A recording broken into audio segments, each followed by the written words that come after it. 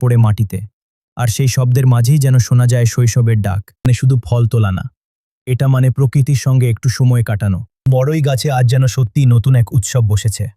সবুজ পাতার ফাঁকে ফাঁকে ঝুলে থাকা ছোট ছোট বড়িগুলো দেখে মনটা অকারণেই ভরে উঠল।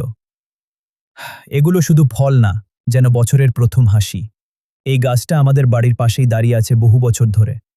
সারা বছর নীরবে সময় কাটায়, কখনো রোদে পুড়ে, কখনো বৃষ্টিতে ভিজে, কিন্তু কখনো অভিযোগ করে না। বছরের শুরুতেই সে আমাদের জানিয়ে দেয়, নতুন মৌসুম এসেছে, নতুন আশা এসেছে। আজ আর নিজেকে আটকাতে পারলাম না।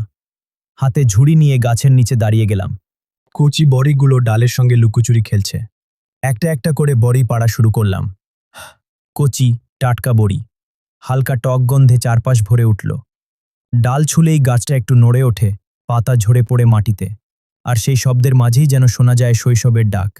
মনে পড়ে গেল ছোটবেলার দিনগুলো, বন্ধুদের সঙ্গে গাছে ওঠা, লুকিয়ে লুকিয়ে বড়ি পাড়া, আর পরে লবণ মরিচ মেখে ভাগাভাগি করে খাওয়ার আনন্দ। আজ বড় হয়ে গেছি ঠিকই, কিন্তু এই বড়ি পাড়া আমাকে আবার সেই দিনগুলোতে ফিরিয়ে নিয়ে গেল।